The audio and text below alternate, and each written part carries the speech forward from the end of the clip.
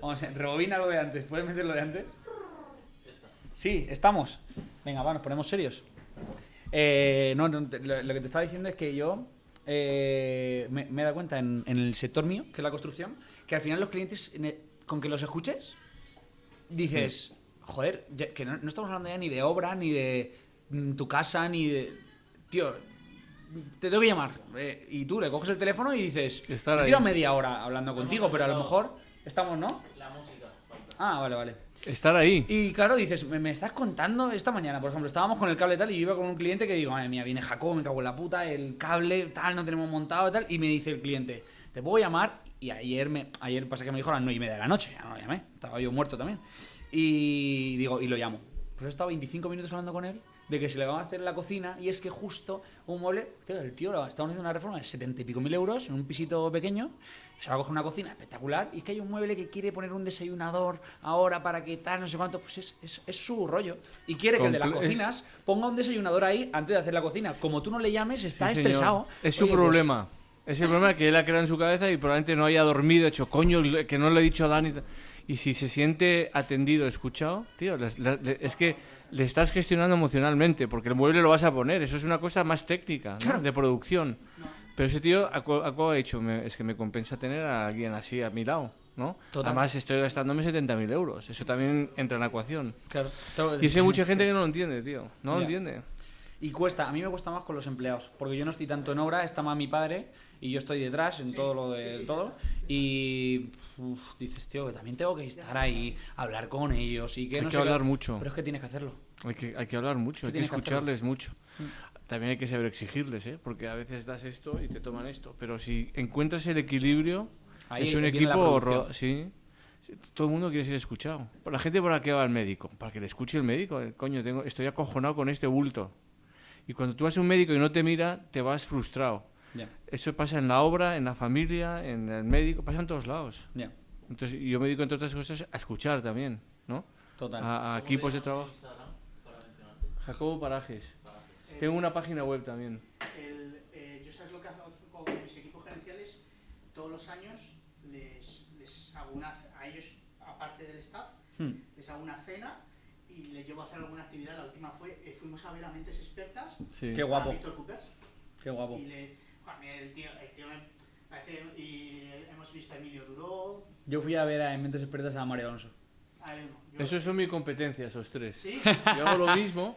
Hostia, ¿sabes lo que pasa? Pero a otro nivel. Víctor Coopers, tío, te engancha su manera de hablar. Es la leche, es un showman. Víctor Coopers, si no te dijera nada, te vas con la misma energía solamente por su tono de voz. Claro, es una locura. Y llegas al Corte Inglés y con mi hijo y saludó y no sé qué, y no le saludó a mi hijo, no sé qué. Y dices tú, hostia, es que te hace estar todo el rato... Te transmite... Pinchado, dices, hostia, escucha, como diga algo no me voy a enterar. Y por ejemplo, Emilio Duró lo llevó el grupo Shibuya a las oficinas. Sí. Y bueno, fue la es muy bueno Emilio Duró. Lo que pasa es que Emilio Duró está un poquito quemado porque ha hecho mucho ya. Mucho. ¿Sabes lo que yo vi que tal? Que le dio ahí varios consejos empresariales tal y yo creo que bueno, no fueron aceptados. Yeah. Y entonces se lo rebatieron ahí un poco y tal, pero muy bien también. Yo hago lo mismo que ellos, lo que pasa es que lo hago desde mi historia. O sea, yo he enriquecido mi mensaje y todo desde lo que me ha pasado en la vida, ¿no? Alonso Puig lo hace desde un punto de vista científico porque es cirujano y lleva el lenguaje neuronal y científico a que todo el mundo lo entienda. Es otro muy bueno. Y Coopers, por ejemplo, es un showman. O sea, lo primero que dice es, nada de lo que vais a ir ahora es mío, es copiado. Lo que pasa es que lo transforma de una manera que es todo muy obvio, ¿no? Pero con mucho humor, entonces lo hace muy bien. Cada uno tiene un poco su estilo. Me pareció... Mire, yo hace poco pensé en contar mi historia. Igor, ¿tú quieres que te hagamos un podcast? No, tío, pero porque da para podcast, ¿eh? A mí con 14 años me pilló un CM. ¿Te pilló en el tren? Me pilló en el tren. No jodas. ¿Qué dices, loco? Yo soy superviviente del 11M. Me cago en la leche, tío. Y yo estoy buscando invitados que para llegar a un Jacobo Parajes tenemos que enviar 100 mensajes. A mí me pilló el 11M. Ese mismo año jugaba en el Athletic y no tenía yo muy bien la azotea y tal. Dejé de jugar el Athletic y luego es verdad que debuté en tercera. Fui uno de los debutantes de tercera más jóvenes. Pero bueno, me partó la rodilla y tal. me empiezo a dedicar a la cocina y a raíz de la cocina fui jefe de cocina en muchos sitios. Entre esos fallece mi padre, yo con 23 años. Bueno, y pensé muchas veces en contarlo. Mi hermano siempre me lo dice, dice, tío, tú tienes una historia que es para contar. Es que a mí me da vergüenza, macho. Esto me da mucha vergüenza. Tiene que salir en el podcast. No, Yo ya lo he pensado. Mucha vergüenza. Y luego pues empecé con esto de Shibuya, nos asociamos 3 amigos, compramos la explotación en Madrid y 7. ¿7 qué? 7 locales. ¿Tenéis 7 locales? 7 locales. Y somos amigos de toda la vida, desde que somos chiquititos. Y discutimos como socios Bueno, que claro. somos, pero así sí, yo Qué guapo, tío. soy un desastre, tío. Tenemos que Pero hacerlo. me flipa la gente que se pone enfrente y lo cuenta y dice, no, tío, me ha pasado esto y tío, esta es mi historia y hay gente que se puede sentir identificada y ayudarla, ¿sabes? Yo ahora vivo de eso. O sea, yo no sé encender un horno, pero vivo de Dani, de esto. va a ser un vídeo de Cada uno de- antes del podcast. Como se está grabando. ¿Sabes lo que todo. pasa? Mi mujer, ahora nos hemos mudado de casa y mi mujer ha hecho una cocina que es de locos. Bueno, entre mi mujer y mis suegros. Mi suegro se dedica y tal. Y me dice, yo soy cocinero profesión, yo me moriré cocinero. Y me dice, tío, pero ¿por qué no te haces? Digo, yo veo la cámara y salgo a correr. Si a mí me preguntan por la calle y digo, no valgo, tío, no valgo.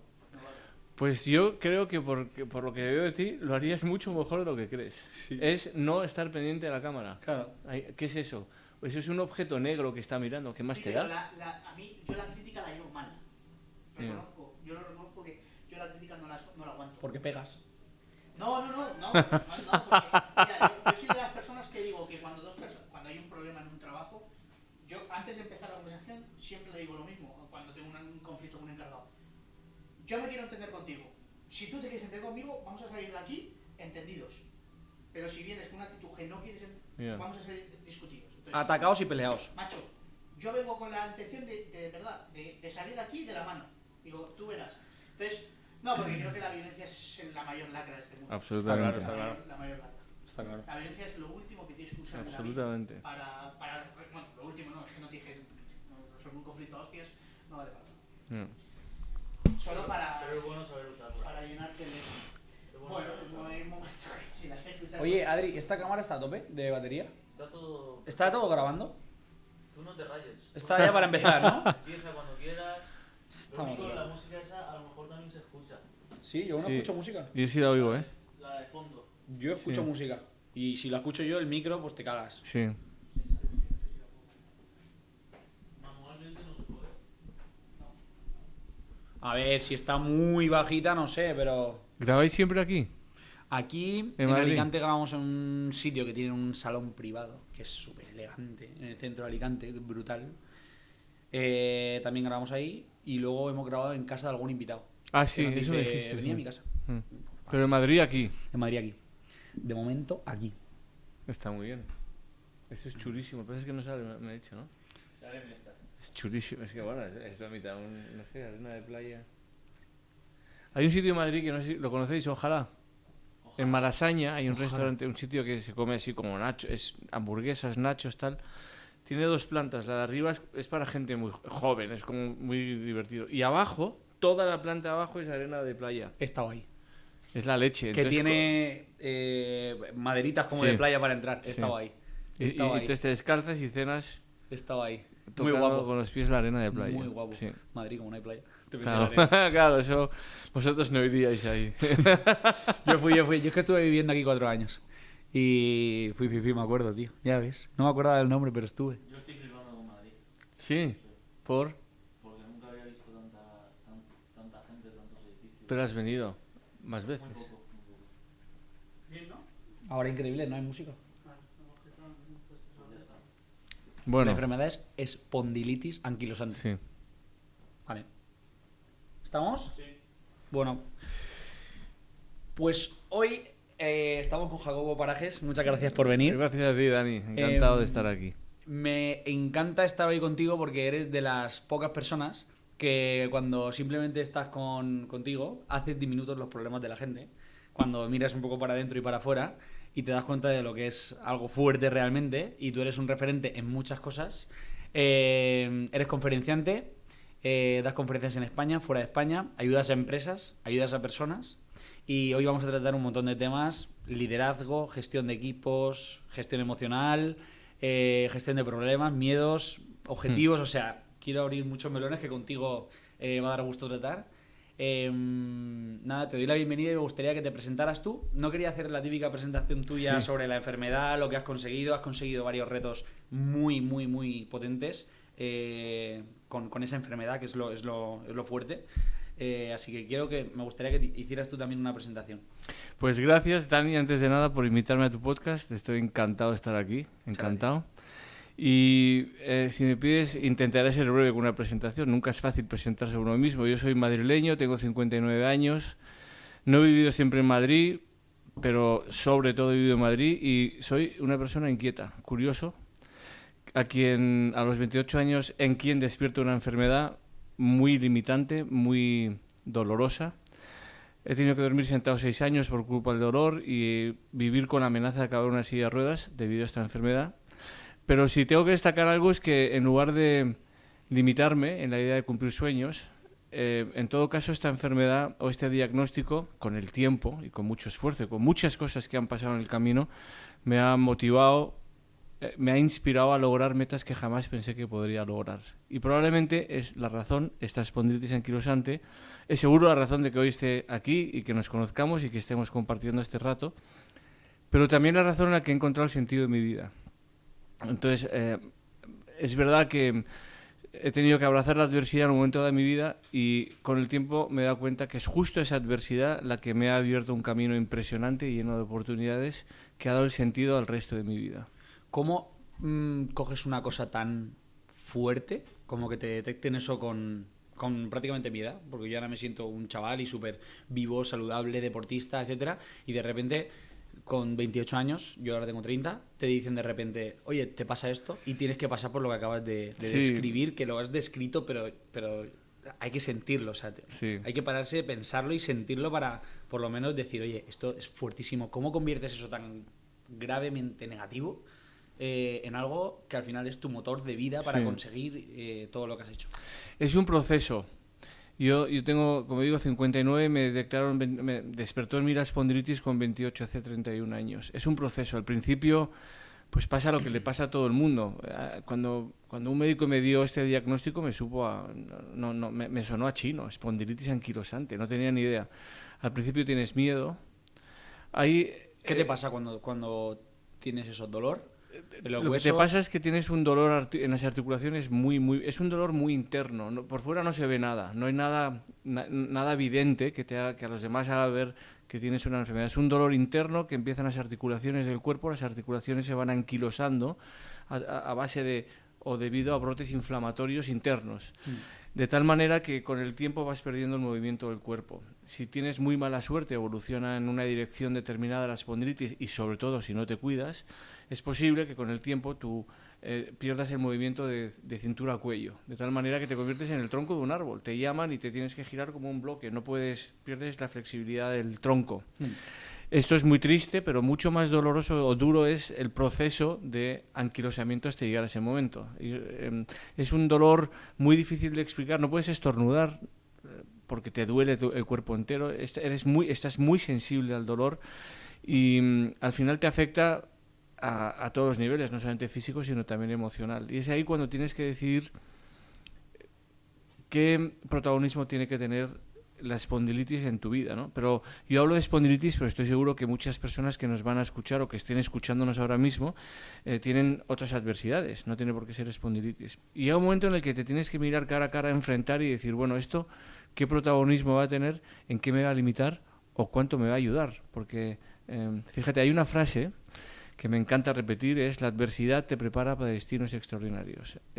Claro, esto cualquiera que lo oiga, ya, este tío, pues claro, como ha hecho las cosas que ha hecho, yo ahora lo veo en perspectiva. Cuando tengo 28 años y me diagnostican esta enfermedad, tengo miedo atroz. Cuando me llama una persona con espondilitis y me dice, vas a acabar en una silla de ruedas, tengo miedo atroz. Es como que la vida se me para y todos los sueños que había tenido en mi infancia, adolescencia, juventud, se esfuman. Pero llega un momento, y para eso hace falta tiempo, en mi caso no fue mucho porque soy muy consciente, siempre he sido muy consciente de esto, llega un momento en el que tienes que decidir, esto ¿Va a ser mi limitante o va a ser la razón por la que intentar crecer, intentar superar la situación de adversidad que estoy viviendo? Y ahí entra en juego algo muy importante, que es tu actitud. Es una palabra muy manida, se oye hablar mucho de actitud, mucha gente habla de actitud, no por eso es importante entender cómo es tu actitud en la vida, cómo es tu actitud contigo primero, no de forma egoísta, y luego con los demás. Te voy a decir una cosa, si tú no te respetas, si te quieres y te valoras, no puedes querer respetar y valorar a los demás. Y cuando te diagnostican algo así, tienes que aprender a vivir contigo y con eso, y con tu miedo, y con tu dolor, y con tus dudas, y con tu transformación obligatoria. Y todo eso es lo que me pasa en 2 años, más o menos, ¿no? O 3 años, no tengo cuantificado el tiempo, pero al principio es ponerte a prueba, es medirte a ti mismo, es saber hasta dónde puedes llegar, y solo el tiempo y las decisiones que vas tomando te van ayudando a entender cuánto estás avanzando. Y tú decides si paras o sigues. ¿Crees que es necesario casi tener un buen motivo, un buen porqué o para qué, para tener esa actitud que tenemos que tener todos los días para llegar a eso? Sí, yo creo que es necesario tener un para qué, que es el sentido de la vida. Lo que pasa, y yo hablo mucho con gente de todas las edades, por dedicarme a lo que me dedico, doy clase en la universidad, y cuando digo esto a gente de 20 años me dice, pero yo no conozco el propósito de mi vida ni el sentido de mi vida. Claro que no, eres muy joven. Entonces hay que tener paciencia, hay que tener la seguridad o la tranquilidad o la certeza que lo puedes encontrar con el tiempo, pero tienes que estar abierto a encontrarlo. Entonces, no tienes que saberlo ahora, pero tienes que saber que tarde o temprano la vida te va a poner en la situación en la que digas, este es el para qué. A mí me pasó con mi enfermedad. Tardé mucho tiempo en saber el propósito y sobre todo el sentido de tener espondilitis anquilosante. Ahora lo conozco. Pero fíjate que la clave está en cuando no lo tienes, cuando todavía no tienes esa respuesta, seguir buscándola o estar abierto a que te llegue y no rendirte. Tarde o temprano te llega.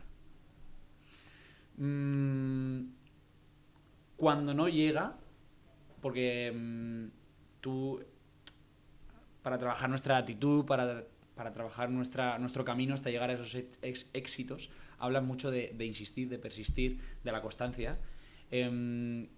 ¿Cómo tenemos que trabajar ese insistir, esa constancia, ese esperar a que lleguen los objetivos? Porque a lo mejor te pones un tiempo, pero el objetivo no llega y tú tienes que mañana seguir en el mismo camino con la misma actitud y con la misma energía. Sí. ¿Cómo lo trabajas? Yo no conozco a ningún ser humano que haya conseguido todo lo que se ha planteado en la vida. Hay personas que han conseguido muchas cosas, personas que en el camino de conseguir grandes cosas han perdido otras. La vida no es lineal, está lleno de altibajos, está lleno de momentos maravillosos, momentos tristísimos, momentos duros, momentos de celebración. Y es justamente en los momentos de dificultad, en los momentos en el que las cosas no te van tan bien y estás gozando de un éxito, es en ese momento en el que tienes que poner a tu disposición varias cosas. Tu formación, tu experiencia, tu acompañamiento, quién te acompaña, quién te inspira, en quién te basas para seguir tomando decisiones, desde una certeza, y es que nunca vas a conseguir todo lo que te planteas en la vida, y que tarde o temprano va a llegar el fracaso, el error, por no llamarlo fracaso. A mí yo hablo de muchas cosas, pero centro mucho mi debate en 3 claves. Actuar. Actuar no es hacer sin pensar, no, es parar, reflexionar, hacer, todo menos rendirte en el camino. Tener iniciativa es actuar. La otra es insistir. El 90%, si tú te fijas en cualquier persona que haya tenido éxito a tus ojos y que admires, y mañana le traes aquí y le preguntas, estoy seguro que una de las claves de su éxito es insistir. ¿Cuántas veces se ha levantado después de haber caído? ¿Con qué actitud se ha levantado a las 6 de la mañana durante tantos días seguidos para lograr el propósito que estaba intentando? Y el tercero es arriesgar.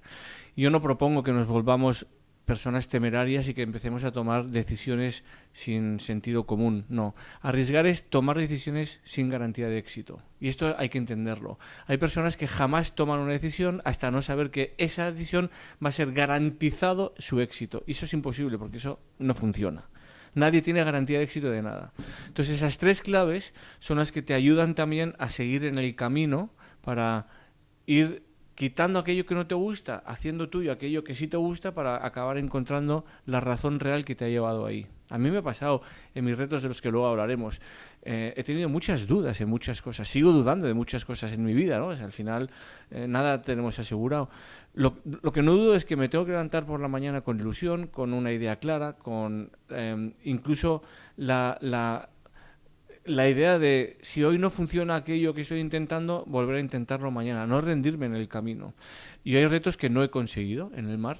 Bueno, esos retos, en lugar de frustrarme y de rendirme y de lo que han hecho en mí es intentarlo un poco mejor la siguiente vez o aparcar ese reto para abordar otro que tengo en mente para volver a este cuando llegue el momento, ¿no?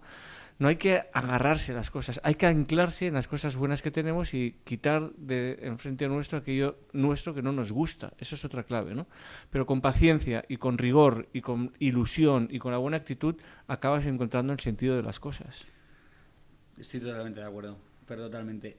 Cuenta lo que sí que has conseguido y Sí. luego cuenta lo que no Sí. en tus retos en el mar. Sí. Porque yo pienso, ahora también te voy a preguntar, porque tú tratas con gente todos los días, Sí. ayudas a muchas personas y mi sensación es que a gran parte de la población le hace falta un café. Vamos Sí. un poco como con una energía muy lineal, muy tal. Sí. Y cuando le pasa algo bueno a alguien, lo que tú hablas, dices, hostia, fíjate tal. Bueno, normalmente aparte también se busca una excusa como, bueno, ya, pero es que metes el esque, tú te justificas como, Sí. pero es que le quitas peso a ese logro, pero dices, tío, si lo miras con los ojos como lo tienes que mirar, ese tío o esa tía ha estado pegándole y al final ha caído esa cosita que tú acabas de ver, ese logro, pero hay muchas que no, y ha estado muchos días currándoselo para que tú veas eso.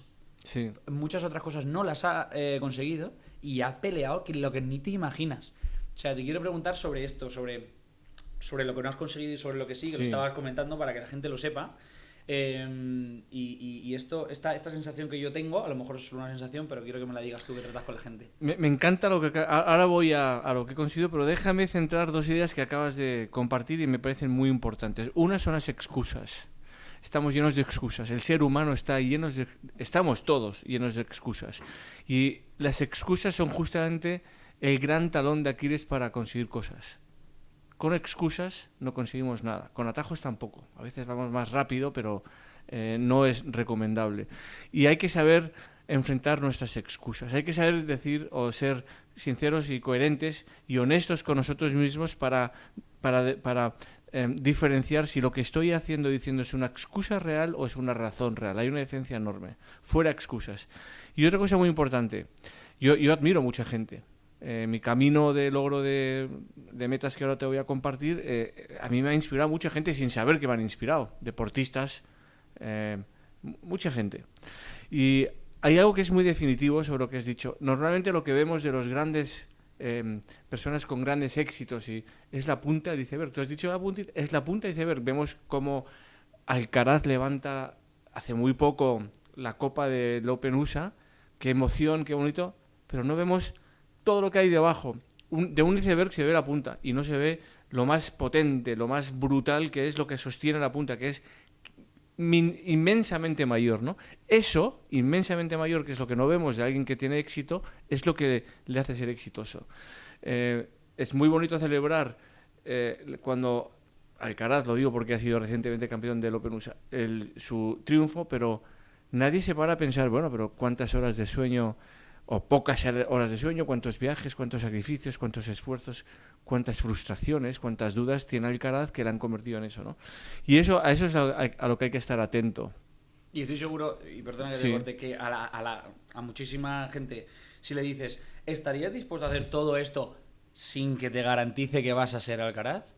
La gran mayoría de gente te va a decir que no. Sí. Por eso justamente a mí me gusta reconocer, o sea, yo hay gente que admiro, o que no admiro ni conozco y me cuentan algo bueno y digo, hostia, pues sobre tus huevos, tío, de puta madre. O sea, hay que ser justo, tío. Si Sí. la gente consigue cosas, si lo quieres admirar, admíralo, Sí. pero si no, justamente reconócelo y si puedes felicitarlo, de puta madre, porque lo ha conseguido, tío. Y ahí hay otro factor que entra en juego. ¿Estarías dispuesto a sacrificar todo esto para conseguir este éxito sin tener garantía? No. entonces tú dirás sí siempre, o casi siempre, cuando ese sueño, ese objetivo, esa meta te atrapa y cuando lo haces tuya. Y cuando es algo que se siente, no solamente se escribe y se siente y dices, es que esto es mío, es que lo sé. Eso forma parte también del propósito y del sentido de la vida, ¿no? Pero muchas veces tenemos que decir sí con dudas, ¿no? Pero cuando eso te ha atrapado, como me ha atrapado a mí los retos que ahora compartiré, es un camino de riesgo, es un camino sin éxito garantizado, pero es un camino que estás dispuesto a transitar. Y cuando lo haces, tengas luego éxito o no al final, aprendes tanto porque has dicho sí al esfuerzo, sí al sacrificio, sí a la pasión, sí a compartir, que aunque no lo consigas, cuando sales de ahí eres otra persona, renovada, con muchas más habilidades, que te sirven para intentar hacer otra cosa más adelante. Sí. ¿Qué opinas de lo de la gente? ¿Es una sensación mía o es un poco así? Yo creo que a mí me da siempre mucho miedo hablar de porcentajes, ¿no? De la población. Toda la gente está dormida. Mentira. Yo veo gente joven que es brutal, ¿no? Pero te tengo que decir que sí, que hay más gente dormida que no dormida. Hay más gente con miedo que sin miedo. Hay más gente que no está dispuesto a arriesgar a hacer algo que gente que está dispuesta a arriesgar a hacer cosas. Sí, yo creo que sí. Vivimos en una sociedad bastante dormida. Y vivimos en una sociedad en la que se ha impregnado mucho el miedo. Si quieres luego hablamos del miedo. Y se ha cortado alas en lugar de motivar, potenciar a las personas. O sea, vamos a hablarlo ahora mismo porque es que viene al caso. Para mí es como falta de conciencia, porque tú dices, sí, hostia, voy a intentar un emprendimiento, por ejemplo, o un amor, lo que sea. Oye, voy a intentar esto, tal. Hostia, qué miedo si me sale mal. Vamos a ver, ¿eres consciente de que si no lo haces también estás haciendo algo, que es no hacerlo? Sí. Y como te quedes ahí, igual estás más jodido que si lo haces y te sale mal, porque sí, en el camino vas a aprender cosas y vas a descubrirte y igual encima sale bien, cágate, sí, ¿sabes? Dices, coño, ¿no te parece como el miedo a veces, falta de conciencia de pararte, pensarlo y... No sé, ¿cómo tenemos que realmente manejar el miedo para que las adversidades, que antes lo has comentado, al final sean positivas? Yo pienso que yo soy emprendedor y la gente que emprende creo que es una cosa del día a día, sí, las adversidades, los problemas, etcétera. No poner excusas para mí es hacerte responsable de lo que tienes y coger las cosas, arreglarlas y que te vaya mejor. Entonces, lo de las adversidades yo lo veo de cerca. ¿Cómo debemos llevar el miedo ante las adversidades para que sea positivo nuestro desarrollo, nuestra vida? El miedo es uno de los grandes lastres del ser humano. Tú sabes que tenemos 6 emociones básicas, primarias o básicas, y de ahí muchas subemociones. Pues el miedo ocupa el 70% del peso del resto de las emociones en nuestro cerebro. Es decir, del 100% del peso que tienen las emociones en nosotros, el 70% es el miedo. Eso es una parte de la ecuación. La siguiente parte es, el 95% de las cosas que te dan miedo nunca van a ocurrir. Luego, tú estás dando un espacio a tu vida, a tu pensamiento, a tu comportamiento, a algo que es mucho más irreal que real y que además tiene injustamente un poder sobre ti que no debería de tener. Hay maneras de gestionar el miedo, pero por no enrollarme mucho con esto, que es que daría para 2 horas de conversación, hay que confiar. El antídoto para el miedo es la confianza. Y a ti la confianza te la da el creer en ti, el quererte, el creerte, en creer en tu entorno, en el creer en aquello que haces, en apoyarte en gente que sabe más que tú sobre algo para que también te vaya orientando y guiando en el camino. El tener fe. Y cuando hablo de fe, que a mí me gusta mucho hablar de fe, no hablo solamente de fe espiritual, esto cada uno lo entiende como lo quiera entender. Tener fe en ti, tener fe en lo que estás haciendo, tener fe en la gente que te rodea. Una de las cosas que he hecho en mi vida es dar la vuelta al mundo. Yo cuando tenía con espondilitis y con dolor y trabajaba en una multinacional muy bien pagado y tenía un puestazo en esta multinacional, pero tenía un sueño que cumplir desde mi tierna infancia, que era dar la vuelta al mundo. Se cruza la espondilitis anquilosante en el camino y pienso, nunca más voy a volver nunca voy a intentar dar la vuelta al mundo. O sea, no lo voy a poder hacer porque duermo sentado, igual acabo una silla de ruedas, todas estas cosas que me fueron diciendo. A los 32 años, ya no era un niño, dije, no, sí, voy a dar la vuelta al mundo. Dejé mi vida profesional, me puse una mochila a la espalda y estuve 15 meses viajando por el mundo. Y en el mundo me encontré muchas cosas. ¡Qué locura! Muchas cosas. Me encontré gente increíble. ¿Solo? ¿Tú solo? Empecé con un amigo, luego me quedé solo, luego volví con este amigo porque le interesaba otra parte del mundo, nos encontramos, luego me encontré con mi hermano y su novia, ahora marido y mujer. Qué Bueno, guay. iba un poco alternando, un poco solo, conocía mucha... Nunca, aunque viajé mucho tiempo solo, nunca estuve solo, porque el mundo está lleno de gente viajando y al final te unes a unos, a otros, hablas, compartes. Y me di cuenta de lo maravilloso que es la gente en el mundo. Es el mensaje opuesto que entendí al salir porque consumía demasiados quizá medios de comunicación que me llevaban un mensaje que no era real. Y ahí me di cuenta de la cantidad de sueños que hay, de la cantidad de gente valiente que hay, de la cantidad de gente generosa que hay, de los prejuicios con los que salí, de las etiquetas que llevaba conmigo durante tanto tiempo. Y te lo voy a definir en un ejemplo. Yo le llamo el viaje mío era siguiendo el sol, porque a mí soy mucho más de clima cálido que frío. Además la mochila pesa menos, no tienes que llevar menos abrigo. Iba siguiendo el sol, ¿no? Por el mapa y inevitablemente aparecía Irán y tenía que entrar en Irán. Y yo recordaba desde pequeño Irán, un país hostil, con Khomeini, con la barba quemando la bandera americana. Y decía, no me atrevo a entrar en Irán. Había crecido con la idea de que Irán era un país hostil. Me toca entrar en Irán y me encuentro a la gente más receptiva, hospitalaria que me he encontrado en el mundo. Rompí una etiqueta. Estamos llenos de etiquetas. Y me di cuenta de hay que estar abierto a las cosas, hay que estar abierto a las personas, no hay que tener miedo, no hay que desconfiar, hay que ser cauto, hay que ir con sentido común. Yo en Río de Janeiro no salgo a las 2 de la mañana a dar un paseo, no, porque probablemente sea más peligroso que si salgo en Madrid o en Valencia, pero hay que tener sentido común, pero hay que estar abierto al mundo. Y de la misma manera que hay que estar abierto al mundo con una mochila, viajando 15 meses, tienes que estar abierto a tu mundo más próximo, tienes que estar abierto a ti, a tu propio mundo. Y eso es una manera de quitarte el miedo, confiar en los demás, confiar en ti mismo, no ser naif, no ser inocente. Sabes que hay gente que es mala, claro, sabes que hay gente que va a hacerte el mal, sí, tienes que tener ese sentido común para detectarlo, pero no desconfiar de todo el mundo, porque si lo haces, al final acabas por no tomar ninguna decisión o por no creer en nadie que te pueda ayudar o a quien puedas ayudar en el camino. Entonces, insisto, ya para cerrar el tema del miedo, la confianza y la fe tiene mucho que ver con la superación del miedo, que nos hace un daño que no merecemos muchas veces. Luego es verdad que hay una parte de miedo, un porcentaje pequeño que es muy bueno, muy sano, que es el miedo protector. Yo no me atrevo a ir por la sabana en Kenia a las 12 de la noche sin un arma. Me da miedo que me coma un león. Es sentido común. Entonces el miedo protector es muy bueno y hay que tenerlo siempre. Pero normalmente no es el que tenemos encima. Normalmente el que tenemos es el miedo tóxico, el que bloquea, el que paraliza, el que elimina tu capacidad de crecimiento, creativo o no. El que elimina tu capacidad de desarrollo. Y eso pasa mucho en el mundo de la empresa y fuera de la empresa. Eso hay que trabajarlo mucho en el mundo de la empresa.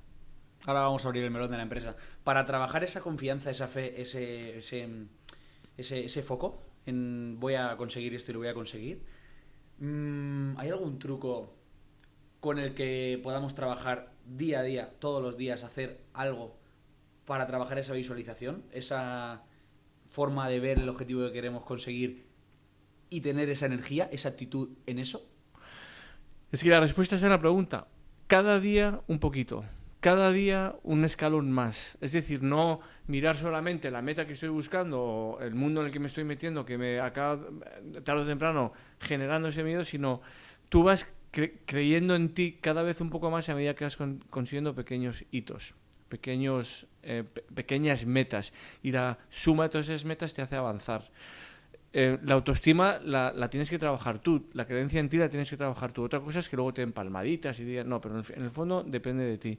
Tú, para correr un maratón o para nadar el estrecho de Gibraltar, ¿qué haces? Te tiras el día 1 a la piscina y dices, he nadado 2.000 metros y no puedo más, es imposible. El canal de Menorca tiene 40 kilómetros, es imposible hacer 40 kilómetros. Pues que no te tiras al agua un día, te tiras un día, haces 2.000, al día siguiente 2.000, al día siguiente 2.000, al día siguiente, ¿no? Y en la suma de metros, después de un mes dices, ya estoy en 2.500, y al final, después de un año, dices, es que ya estoy listo para nadar los 40 kilómetros. Es exactamente así. ¿Cuánto estás dispuesto a dejarte en el camino y cuánto estás dispuesto a insistir, ir creciendo cada vez un poquito más, que te haga a ti entender que la fase de los 2.000 lo has pasado, ahora te toca ir a la fase de los 3.000, ¿no? La vida es así. Es que no es tan complicado. Lo que pasa es que nos lo complicamos nosotros mismos. Tengo que cruzar de Mallorca a Menorca, son 40 kilómetros nadando y solo veo que Mallorca está a 40 kilómetros. En lugar de pensar, Mallorca está a nadar durante 12 meses, cada vez un poquito más, para ir acercándome a Mallorca y el día que me toque me tiro al agua. Es eso.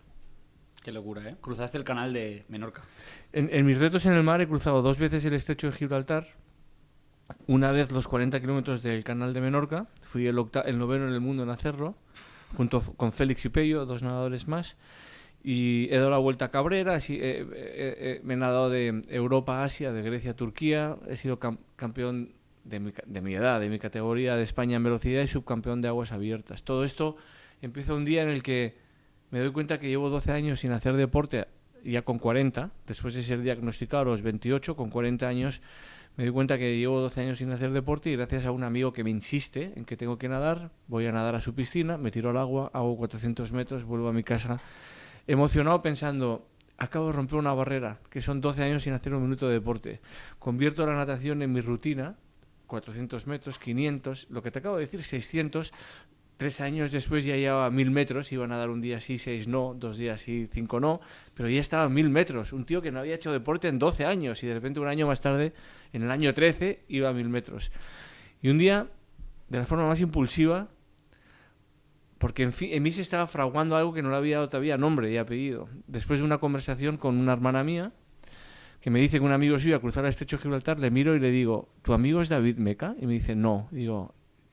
Yo también puedo. Me dice, mi amigo se llama Jaime, no es campeón olímpico. ¿A Jaime puede? Yo también. Entonces, ahí, de verdad, es cuando, es lo que hablábamos antes, con paciencia, con ir a nadar cada vez un poquito más, estoy preparado para decir sí a un reto, cruzar el estrecho de Gibraltar a nado. Y eso cambia mi vida deportiva y personal por completo. Porque a partir de ese sí entra en juego una cosa que te acabo de decir, que es el compromiso. Me comprometo conmigo mismo y luego con mi entrenador, mi equipo, tal, a entrenar 6.000 metros al día, 5 días a la semana. Eso es una pieza más que entra en la ecuación. Después de 18 meses, 1.200 kilómetros entrenados, cruzo el estrecho de Gibraltar y es el resultado de nadar cada vez un poquito más, ir mejorando mi técnica, ir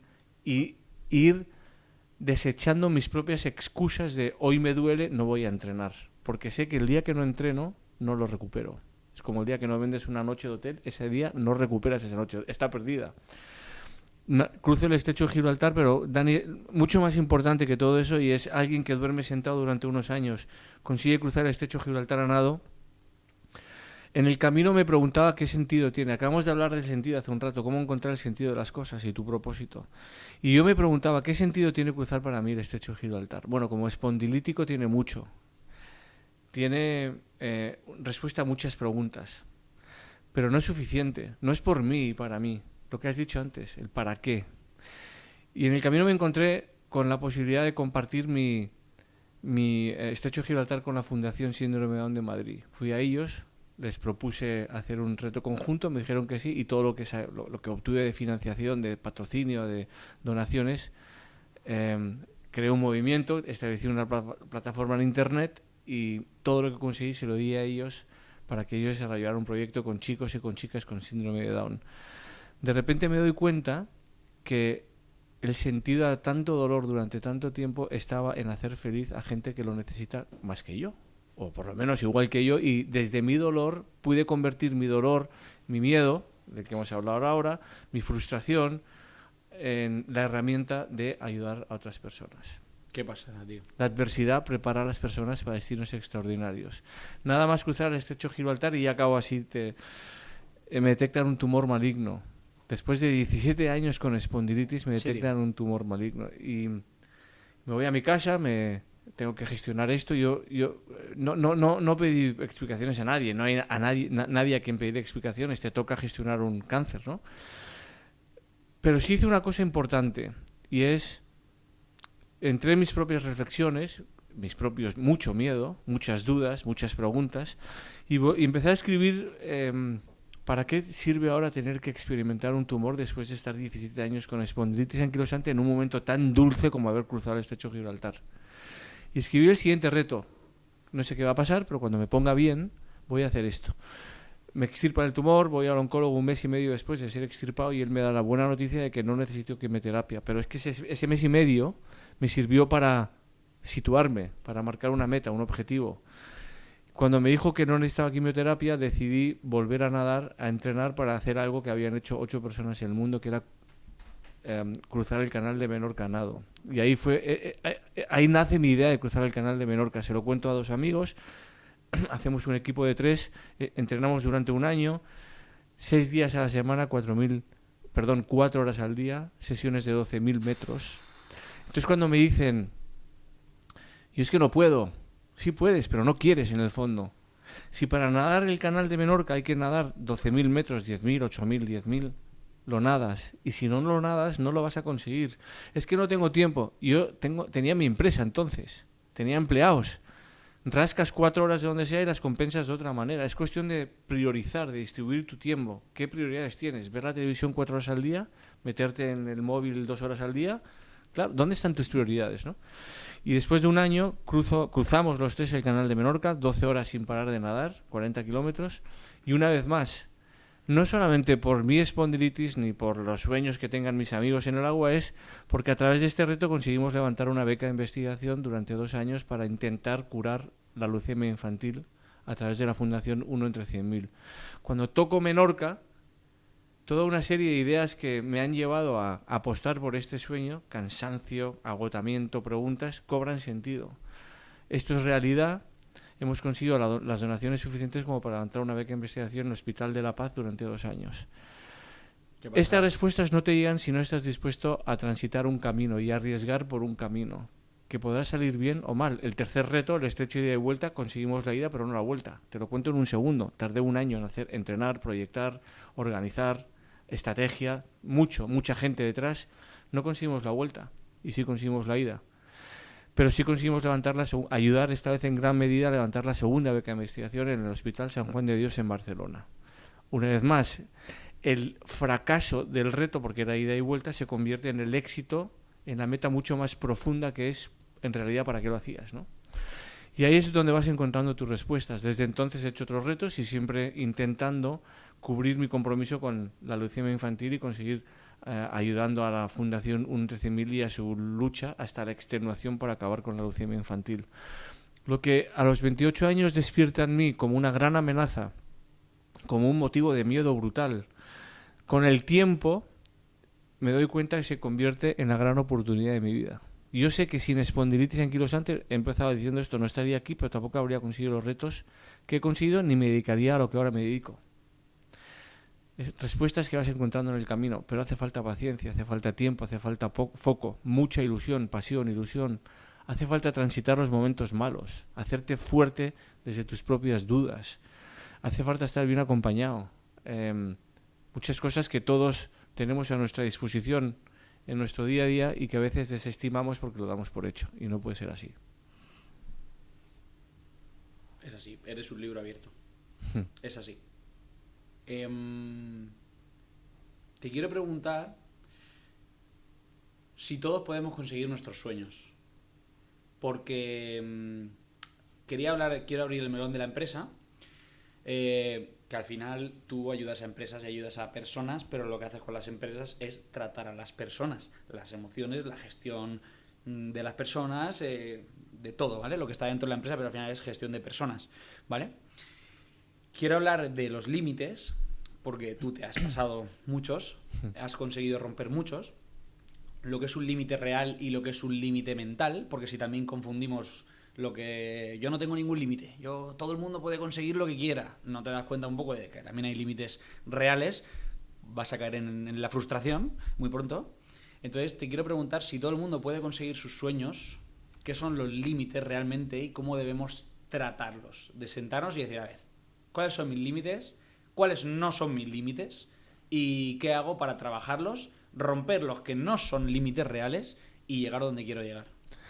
Esta es muy buena pregunta. De hecho, cuando crucé mi primer estrecho de Gibraltar, que te puedes imaginar que muy poco tiempo antes pensaba, ni me lo había planteado y no sabía que era un reto que yo podía conseguir, de alguna manera, un poco desenfrenado, decía todo el mundo, todos podemos conseguir, los podemos conseguir, todos, y compartía mucho este mensaje, claro que podemos conseguir todos nuestros límites, todos nuestros sueños. No, me he dado cuenta que no, que eso era esta respuesta formaba parte de mi motivación porque había conseguido un límite que es que ni de lejos pensé que lo podía conseguir. Y pensé, si yo no soy nadie y lo consigo, ¿por qué no tú lo vas a conseguir los tuyos? No. Yo creo que todos los seres humanos podemos conseguir sueños, muchos sueños, pero no todos los sueños. Yo creo que hay un factor a la hora de conseguir un sueño o un objetivo o una meta con el que tenemos que contar, que son los imponderables. No controlamos todo. De hecho, controlamos muy poco. Hay muchos ejemplos en la evolución de la humanidad en la que pasan cosas que son descontroladas y que te afectan en lo más íntimo, en lo más lleno, en tu proyecto a todos los niveles. Pues sin ir más lejos, hace 5 años con el COVID, ¿no? Eso retrasó o paralizó o eliminó la capacidad de cumplir sueños de muchas personas en ese momento. Hay imponderables, hay cosas. Yo no cumplí el estrecho de ida y vuelta. Cumplí la ida, pero no la vuelta. ¿Por qué? Porque de repente hay imponderables con los que no contaba y que suceden: mala mar, corrientes, mala visualización, estaba más cansado de lo que esperaba. Y esto nos pasa en el día a día. Esto no quiere decir que... yo quiero transmitir un mensaje positivo, y es: habrá sueños que no consigas, habrá límites que no puedas romper, pero hay otros límites que ahora crees que no puedes romper, pero sí puedes romper. Y para romper esos límites tienes que tener mucho foco, mucha disciplina, tienes que tener mucha capacidad de sufrimiento, tienes que tener muy claro para qué quieres romper ese límite. No tiene que ser un sueño de un día, tiene que ser ponerte tú mismo a prueba para levantarte cuando te caes y volver a levantarte cuando te caes, pero sobre todo entendiendo el sentido de ese límite. ¿Qué sentido tiene el romper ese límite? Porque si no lo tienes claro, probablemente no la primera o la segunda, pero sí la tercera vez que se te ponga más complicado, lo abandones. Si lo tienes claro, sigues denostadamente en el camino a romper ese límite. Y esto me ha pasado a mí en mis propios retos. Cuando un nadador nada durante horas y sufres tanto durante horas en una piscina, hay algo que nosotros decimos los nadadores, que es las sensaciones. Hoy qué malas sensaciones he tenido, el entrenamiento de hoy no ha sido bueno, o de repente qué buenas sensaciones y llegas a casa motivado y al día siguiente te tiras al agua. Yo recuerdo en una sesión de 12.000 metros, es que se dice pronto, una sesión de 12.000 metros en una piscina de 25 metros, son 4 horas dando vueltas, salí con un cabreo de la piscina, 0 sensaciones, y desde la piscina hasta que salí era: este límite no lo voy a conseguir, no lo voy a romper, este sueño no va a ser. Todo fue un bucle de malas, de ideas negativas, porque me había sentido muy mal nadando en ese entrenamiento. Miré a mi entrenador, no le dije nada, me fui a la ducha, me cambié y me fui a trabajar. Mi entrenador fue muy hábil, no me dijo nada, me dijo: ¿qué te pasa? No me dijo nada. Esa noche recibí un mail suyo de 2 páginas en el que me decía: hoy has roto una marca, has roto un límite sin tú saberlo, que es el físico de 12.000 metros y además el mental de soportar tus propias ideas negativas sobre eso.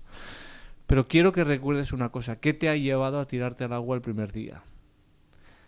Y dije: joder, es que aquí está el secreto. Él me estaba diciendo: a ti en realidad, te has tirado al agua a nadar 40 metros por el hecho de nadar un día 12.000 y después, o porque es algo mucho más importante que lo que te está esperando al final del camino.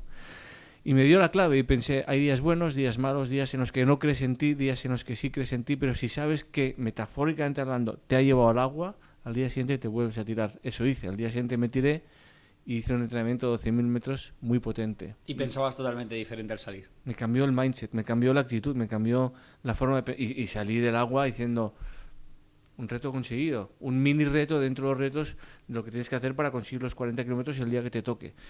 Y me empoderé, pensé: joder, claro que puedo. Ayer pensaba que no, hoy sí puedo. ¿Y qué ha cambiado mi creencia de que puedo romper ese límite? Ser consciente de que me había llevado a tirarme al agua, no el día ese, sino unos meses antes, ¿no? Esa es una forma de romper límites. Habrá cosas que consigamos, cosas que no. Lo importante es cuánto estás dispuesto a dejarte en el camino, cuánto vas a aprender en ese camino que hagas útil más adelante en tu vida, a pesar de que no consigas la meta final, ¿no? Lo que no hay que hacer es rendirse. Lo que sí que hay que hacer a veces es decir: hasta aquí he llegado. Este reto lo aparco, ya volveré a él más adelante o no, pero ¿cuánto has aprendido en ese camino para ponerlo a tu disposición y a disposición de otros en el siguiente reto, ¿no? Y eso poco a poco va haciendo que vayas calculando hasta dónde puedes llegar y rompiendo el siguiente límite. Yo soy muy lo que has dicho de objetivo pequeño, lo consigo y así poquito a poco llegas a no romper los límites. Creo mucho en eso y añado que lo lo que también te puede ayudar a no a romper límites, sino por lo menos a ser consciente, es eso, a pararse y mirar para atrás, porque lo que ahora parece un límite, cuando vas avanzando pasitos a pasitos a pasitos, cuando has hecho muchos pasitos o muchas semanas, a mí lo que me gusta es hacer lo que me gusta hacer es mirar hacia atrás, porque creo que cuando, o sea, lo de pensar fuera de la caja, decir, Sí. "Hostia, algún día podría hacer", tú dices, ¿qué dices? Estás loco, tío. ¿Cómo vas a hacer eso? Lo que sea. Cuando avanzas un poquito, y ya estás aquí, dices, hostia, lo que veo ahora, tío. Si Sí. es que ahora veo que voy a hacer esto, pero es que a lo mejor no hacemos esto, que a lo mejor Sí. el año que viene te estoy diciendo que vamos a... O sea, que el pararse y ser consciente de lo que estás avanzando te hace realmente mirar para atrás y decir, joder, lo que llevo, Sí, y señor. ahora sí que veo que puedo... Te hace consciente, o sea, que pienso mucho como eso. Qué importante es, Dani, eso, y a mí me encantaría que quien esté oyendo este podcast sea consciente de lo que acabas de decir. Y yo les invito a todos a que paren Justo. y que miren atrás y que vean cuánto han transitado desde el pasado hasta hoy. Puede ser 50, 20, 10, depende de la edad que tenga quien nos esté escuchando. Porque si no lo haces, no lo valoras. Y si no lo valoras, no eres consciente de cuánto has conseguido. Y si empiezas a ser consciente de lo que has conseguido, estás en un momento en el que sabes que puedes ir consiguiendo mucho más. Y eso te va a impulsar a seguir adelante. Pero si no eres consciente, no lo valoras. Y si no lo valoras, no sirve, no está en ti, ¿no? Total. Entonces yo invitaría a gente a que haga ese ejercicio. Es muy importante. Sí. Y todos, o muchos, perdón, seguro que descubren, joder, ahora valoro el esfuerzo que he tenido que hacer para probar una carrera, o para emprender, o para lo que sea, cada uno en su mundo, ¿no? Pero hay que valorarlo y para eso hay que ser consciente de cuánto has conseguido hasta hoy. Sí. Sí. Quiero meternos en el tema de la empresa, pero para la gente que no tenga empresa, quiero decir que al final, tú como líder de empresa, ahora vamos a hablar, pues, quiero que nos hables de liderazgo, de cómo tratar al equipo, de cómo gestionar las emociones de las personas, que al final trabajadores, encargados, jefes, cada uno son personas, tienen sus emociones, Sí. y hay que tratarlo para que la empresa sea lo mejor posible. Creo que se extrapola perfectamente a tu casa, es decir, el que no tenga empresa, yo tengo que ser un muy buen jefe o muy buen compañero, Sí. pero tengo que ser un muy buen padre o un muy buen novio o un muy buen hijo también, con mi padre. Totalmente. Entonces, para que la gente que no tenga empresa, que es exactamente lo mismo, te quiero preguntar eso, ¿qué haces con las empresas y cómo ayudas a la gente? Porque vamos, para mí sería la leche poder tenerte como Pedro por tu casa en mi empresa, con mis trabajadores, conmigo, con mi padre, o sea, sería la leche. O sea, quiero que me cuentes qué haces y cómo les ayudas. Hago muchas cosas en el mundo de la empresa y en el mundo de la docencia, pero tengo la suerte también de haber entrado al mundo de la docencia en la universidad y tengo mucho contacto con gente joven. ¿Qué hago? Desde lo que he estado compartiendo en este rato contigo, hago converger todo lo que sé del mundo de la empresa. He estado en 4 multinacionales durante 25 años y además he creado mi propia empresa de control publicitario. Entonces, del mundo de la empresa sé un poco de gestión de personas, sé un poco de gestión de equipos, sé un poco de gestión de proyectos. Lo hago converger con lo que me ha pasado en la vida de toma de decisión, de transformación, de gestión del cambio, de gestión del miedo. Y con eso voy a las empresas y en formatos distintos, o una conferencia de 1 hora y me voy, o una conferencia de 1 hora más un debate de 2 horas con el equipo para despertar movimiento y para despertar ideas y emociones y hablar de temas relevantes. Estoy 3 horas con ellos, o en un seminario que puede durar 2, 3, 4 días o 10 horas o 12 horas sobre temas concretos: gestión del cambio, gestión del miedo, gestión del liderazgo, gestión de la adversidad. No solo gestión, lo pongo así como grandes titulares. Me acerco a las empresas o comparto tiempo con las empresas, con líderes de empresa, con posiciones, da igual si son de liderazgo intermedias, da igual, porque al final yo abro en canal a la emoción de las personas y trabajo desde abrir en canal a la emoción, ¿no? Y ofrezco la posibilidad de llegar a resultados a través de trabajar a los equipos de trabajo. Insisto, da igual si personas de liderazgo o mandos intermedios o posiciones más técnicas, y buscar su mejor versión, su versión de mejor trabajador, más comprometido, más ilusionado, con las ideas más claras, un equipo de trabajo más engrasado, con un propósito más claro. Hablo de todo esto, hablo de compromiso, hablo de cambio, hablo de transformación.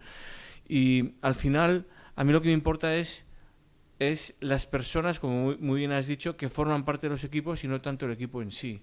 A mí me da igual trabajar para la multinacional más importante del mundo que para una empresa mediana o pequeña en una ciudad de cualquier...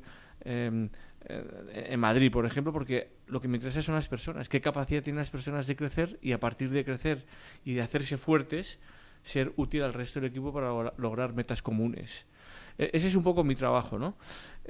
Tengo la suerte de conocer muy bien lo que se llama entre bastidores de la empresa, porque he estado muchos años detrás. Tengo mucha suerte por conocerme a mí bien desde las herramientas que he ido aprendiendo en mi camino y las comparto con los demás para que ellos las hagan suyas, crezcan en esas herramientas, en esas habilidades y las conviertan en útiles para los demás también, en su equipo o fuera de su equipo. Yo hago muchos procesos de acompañamiento que es fuera de la empresa. Hago procesos de acompañamiento corporativos, uno a uno en la empresa y también a personas que nada tienen que ver con el mundo de la empresa, pero están atascados en una decisión, en un cambio, y hablo uno a uno para ayudarles a entender qué de bueno tienen, cuál es su talento y a partir de ahí qué decisiones pueden tomar. A mí me interesa la persona y lo único que la forma que tengo de hacerlo es con más o menos tiempo. Una de las grandes dificultades en el mundo de la empresa es el tiempo. Parece que no hay tiempo. Entonces hay veces que voy a la empresa y hago una conferencia de 1 hora y me voy, y hay veces que hay más tiempo y puedo estar muchas más horas profundizando sobre temas que al final son sensibles a todos, igual de importantes para todo el mundo y muy relevantes a la hora de hacer engrasar ese equipo. Si tuvieras que dar un truco, y ahora nos metemos con las personas, si tuvieras que dar un truco para tener tiempo, ¿cuál sería? Saber priorizar bien. Saber... Si tú conoces bien tu orden de prioridades, y ya no me refiero a la vida, me refiero en tu agenda, te das cuenta de cuánto tiempo dedicamos a lo urgente y no a lo importante. Uno de los grandes... Para mí es un misterio, que todavía no hemos... que no todo el mundo en la empresa es consciente de esto, pero uno de los grandes escollos del mundo de la empresa es que que se está continuamente apagando fuegos en lugar de parar a pensar para enfocar en lo importante. El tiempo es limitado. Fíjate, yo tengo una obsesión con el tiempo desde que soy muy pequeño. Es una de las Bueno, el ser humano controla mucho menos de lo que cree, pero así, si yo te pregunto qué cosas no podemos controlar, el tiempo. Si pudiésemos controlar el tiempo, yo tendría 25 años y no 59. No podemos, y nunca podremos controlar el tiempo. Y de la misma manera que a nivel ser humano no podemos controlar el tiempo, en la empresa tampoco. Y el tiempo se nos escapa entre las manos, es imposible pararlo. Un orden de prioridades sensato, equilibrado, responsable, te hace entender cómo manejar tu tiempo de una forma más eficaz. Si no tienes ese orden de prioridades, vas a apagar fuegos continuamente. No, es que me ha surgido esto, retiro algo de aquí para hacer... Si lo tienes muy claro, entonces tú mismo vas a saber cuánto tiempo tienes que destinar a cada prioridad para que cada una de ellas tenga un resultado eficaz. Y sin hacerlo urgente, no se muere nadie, no pasa nada, a veces. Dani, nadie es indispensable. Claro. Nada es indispensable. Esa urgencia nos la vamos metiendo nosotros en la cabeza. Hace 50 años no se trabajaba con email. Yo soy de los que no puedo tener un email en negrita. Y a veces caigo en la trampa de tengo 10 emails que contestar y me pongo a contestar en lugar de dedicar el tiempo a otra cosa que es más importante por el mero hecho de no quiero dejar un email en negrita, ¿no? Vamos a veces demasiado rápido, sin parar a reflexionar, a organizarnos, a planificarnos. La estrategia personal es importantísima, cómo te planificas. Y cuando estás en el hacer, pierdes el control. En lugar de a veces pensar, luego hacer, a veces ser, luego hacer, ¿no? Hay que parar, tienes que tener tu propio plan de acción muy bien definido, pero en el día a día, tener la agenda bien estructurada y saber qué es lo que puedes ralentizar o echar atrás o a otro día y qué no. Y si no haces ese ejercicio, al final solo vas a estar en el hacer, urgente y te olvidas de lo importante. Total. Siguiendo en la empresa, realmente un líder, ¿cómo tiene que ser? Que para mí una persona que sea un buen líder es un buen líder en la empresa, es un buen líder en su casa, es un buen líder con su mujer o su marido y es un buen líder con sus hijos. O sea que al final son características que tienes que tener, lo que decías ahora, primero ser y luego hacer. ¿Cómo debes de ser para conseguir ser un líder? Un buen líder tiene que cumplir con muchas cosas, pero si 3 o 4 ideas yo te diría, es importantísimo que un buen líder sea coherente, que cumpla con su palabra, que diga, o sea, que haga lo que dice y que diga lo que haga, porque a veces, muchas veces el decir lo que haces te lleva al mundo de la comunicación transparente, que es muy importante para los demás, ¿no? A veces si no eres transparente y honesto en tu comunicación, los demás empiezan a dudar y dejas de ser un líder potente, ¿no? Tienes que ser coherente, tienes que ser humilde.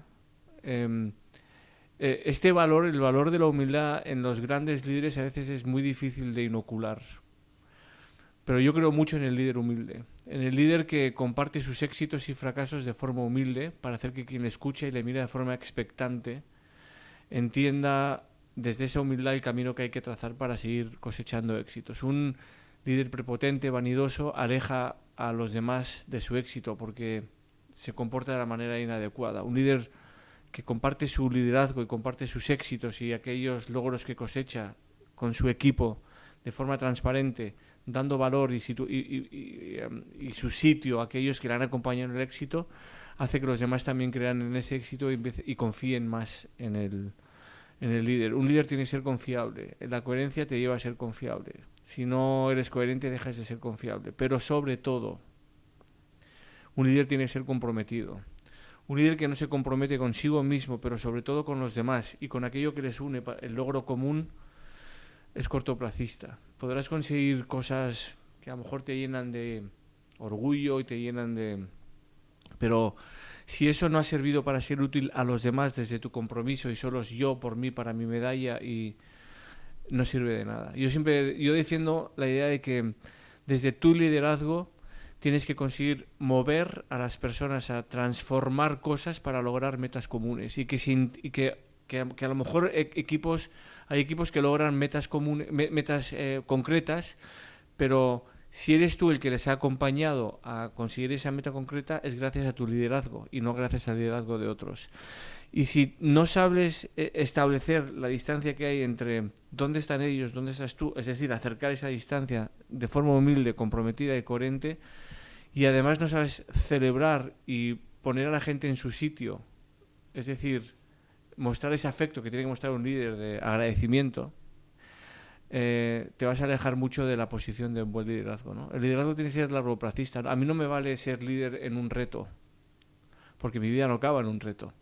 A mí me vale ser líder a largo plazo y que un reto que he conseguido con mi equipo se transforme en conseguir retos todavía más demandantes o más sofisticados en el futuro. Es un camino a largo plazo. Un líder tiene que tener la capacidad de escucha activa, tiene que saber escuchar mucho. Pues si no escuchas a los demás, primero que no entiendes, probablemente te pierdas su talento, porque no sabes que existes y no estás atento a qué talento tienen. Pero también te pierdes algo que es muy importante, que es el tranquilizar a la gente desde sentirse escuchado. Un líder tiene que ser transparente. La gente en las empresas no son tontas. Tú sabes cuando las cosas van más o menos bien porque ves más o menos nerviosismo o ves conversaciones al final del pasillo. Y si generas dudas desde tu no comunicación o no comunicación transparente, estás generando un ecosistema y un ambiente tóxico que se va a perder y se va a intoxicar. Entonces vas a perder el control de eso. Si eres honesto y dices lo bueno y lo malo, también lo malo, de forma coherente, honesta, comprometida, te conviertes en un líder fuerte. Un líder no está solo para hablar de cosas buenas, también está para hablar de cosas malas, pero tiene que saber cómo compartir las cosas malas con su equipo para no desmotivar, ¿no? Un líder tiene que saber motivar, y tú motivas escuchando, motivas dando ejemplo, motivas premiando, motivas cuando ven que estás remando en la misma dirección que ellos y al mismo nivel que ellos, ¿no? Dando ejemplo. Es que un líder tiene que cumplir con muchas cosas para ser un buen líder. ¿Tú crees que un líder se cae un poco, o la figura del líder se cae un poco si un líder es vulnerable? Yo creo que cuando un líder se muestra vulnerable, potencia brutalmente su capacidad de liderazgo. Yo también. Cuando un líder esconde por miedo, y hay muchos de este perfil, por miedo esconde su vulnerabilidad, se está distanciando de los demás. Yo sé, tú sabes, todos los que nos están escuchando ahora mismo sabemos que muchos tenemos denominadores en común, ¿no? El miedo y las dudas, y yo sé que hasta el líder más potente, eficaz inspirador del mundo tiene sus momentos de complicación y de dudas. Lo sé, es parte del ser humano. Nadie es perfecto y nadie es todopoderoso y todo fuerza. Y esto llevado al mundo de la empresa, cuando te intentas mostrar todopoderoso, todo fuerte, todo certero, te conviertes en agresivo porque tienes que esconder tu parte de vulnerabilidad. Entonces estás llevando tu visión de liderazgo al terreno equivocado. Mientras que si te muestras vulnerable, porque lo eres, te haces fuerte a los demás porque te conviertes en más transparente, los demás te entienden porque te ven igual que ellos, con más responsabilidad y seguramente con más conocimiento, pero en ese sentido eres igual que ellos y te estás acercando a ellos de una manera mucho más potente. A mí, los jefes que he tenido que me han dicho, no entiendo esto, explícamelo, han subido 3 peldaños. En lugar de, el jefe, nada, tú no me cuentes nada, que yo ya lo sé todo, cuando sé que no lo sabe todo. Es que lo sé. Y ese ya ha generado una distancia conmigo, ¿no? Claro. En cuanto a esta vulnerabilidad, este abrirte, un poco quitarte esa fachada, ese escudo de yo soy el más líder, fuerte, etcétera. En casa, con tu pareja, yo pienso que cuando estás con alguien, esa persona, o sea, sería la leche poder tener una pareja al lado que confíe y que crea más en ti que tú mismo, sí. ¿Sabes? Que confíe en todo lo que estás haciendo, que crea en ti y que te apoye en todo, hasta más que tú mismo. En cuanto a la vulnerabilidad, ¿hay alguna forma, hay algún ejercicio que se puede hacer con tu pareja para sentarte y sacar lo mejor de la otra persona y lo mejor de ti? Sentarte, abrirte, contarte un poco los miedos y, ¿sabes? Al final esa persona que te empuja, que cree en ti, que te dice lo vas a conseguir, etcétera. Tener como un momento de conciencia con esa persona, abrirte y decir, oye, te voy a decir lo realmente bueno que eres o lo bueno que tienes. Sí la hay. Y lo mío también. Lo estás diciendo. Comunicación. Las parejas, los matrimonios se rompen por razones muy diversas, pero empiezan a romperse el día que falta comunicación. Y por supuesto el día que falta el respeto. Pero no vamos a hablar de eso. Para mí, uno de los grandes potenciadores de una ruptura entre dos personas es la falta de respeto. No vamos a hablar de eso, vamos a hablar de la comunicación. Cuando hay una comunicación sincera, honesta, transparente, que te hace sentir, que te hace mostrar tus dudas, tus miedos, tu vulnerabilidad hacia el otro o la otra, encuentra la oportunidad de ayudarte desde la manera que le estás pidiendo ayuda. Hay que saber pedir ayuda. Tú te sientas con tu novia, tu mujer, o con tu marido, o tu novio, y te muestras vulnerable, con miedo, y le pides ayuda, y lógicamente tu mujer o tu novia te quiere, por eso es tu mujer y tu novia. Le estás dando la oportunidad de ayudarte. Fíjate, de alguna manera, no haciéndole el favor, pero le estás diciendo, estoy aquí, te quiero tanto que necesito que tú me ayudes en este problema que tengo. Y la otra persona tiene que aceptarlo como una oportunidad, tiene que acercarse a ti. En cuanto hay falta de comunicación, en cuanto hay falta de transparencia, en cuanto se disparan las alertas y las dudas porque no lo cuentas, porque es cuando empieza a ver cuando empieza a surgir esa distancia y esas dudas que hacen que las cosas no funcionen, ¿no? Pero cuando rompes eso desde la comunicación, desde sentarte, desde mirar, perdón que lo diga así, pero creo que desde abrirte desde el corazón, desde unir corazones, la emoción, entonces es cuando empiezas a unirte mucho más. Ya no hay secretos, ya no hay mentiras, no tiene por qué haber mentiras, pero ya no hay distancia. Y además me estás ayudando a mí a ayudarte a ti, y eso es muy bonito. Yo, fíjate, todos los retos que he hecho, como te he dicho, son todos benéficos. Y se supone que no tengo que saber quién va donando, porque es una plataforma que tú puedes decir si es anónimo o no. Valga este ejemplo un poco para contestar a esta pregunta, que me he acordado después de la pregunta. Y yo doy las gracias uno a uno a todos los que han donado. Les conozco o no, les escribo, les llamo, y una vez llamo a una persona muy cercana a mí, le digo, joder, gracias por la pedazo de donación que me has dado. Y me dice, pero ¿cómo sabes que te la he dado yo? Digo, porque si no lo sé yo, ¿quién no va a saber? Digo, ¿no? ¿Y sabes lo que me dice? Me dice, gracias a ti por ayudar a ayudar. Gracias a ti por ayudarme a mí a ayudar. Si llevas eso a tu pareja, a la persona que más que quieres en el mundo, solo te puedes unir. Gracias. Si tu mujer viene a ti o tu novia con un problema y tú de una forma, con una escucha activa, asertiva, le ayudas y te da las gracias y tú le das gracias a ella por la oportunidad que le has dado, que te ha dado porque le has ayudado, estás potenciando esa relación con ella, esa forma de comunicación, esa forma de quitar del medio los problemas desde la comunicación. Tanto en la empresa como en la pareja, muchas veces hay problemas, o crisis, o malos momentos. ¿Cómo podemos aprovechar esa crisis, esa adversidad que decíamos antes, que cuando llega y la superas eres mucho más fuerte y estás en una posición mucho mejor, para que sea un movimiento positivo finalmente? ¿Cómo podemos, cuando tenemos una crisis en pareja, por ejemplo, o un problema con tu empresa, con el equipo, aprovecharlo para que sea el momento de decir, vamos a coger esto y vamos a estar mucho mejor dentro de un tiempo porque vamos a hacer esto? ¿Cómo se hace? De muchas maneras, desde luego con comunicación, como he dicho antes, una comunicación muy honesta y muy transparente, desde establecer un plan en el que se incluya muchísimo trabajo. Las cosas hay que trabajarlas, no se te regalan, y además cuando hay una crisis lo que estás haciendo es perder cosas que has ganado y desde el trabajo, desde el foco, desde la ilusión se tienen que ir recuperando. Pero también lo que he dicho antes, volver al sentido que te ha llevado en primera instancia a estar ahí, a formar ese equipo, a crear tu empresa. ¿Para qué? El para qué, a empezar la relación con tu novia o a casarte con tu mujer, a tener los hijos. ¿Para qué? O sea, ¿qué sentido tiene todo esto? Y no perder eso de vista. Para mí el propósito y el sentido son la guía o la brújula, si quieres, a la que hay que volver siempre que hay algo que no funciona o que no te gusta o que te aleja de seguir en el camino adecuado. Pero para eso hay que ser consciente. Tienes que ser consciente de cuál es tu brújula, que es lo que hace que la brújula te dirija al norte, y cuando ves que está tambaleando o que se está moviendo, volver a meter en esa brújula aquello que te hace llegar al norte. Pero eso te exige tenerlo muy claro. Si no, vas a ir como un veleta dando bandazos.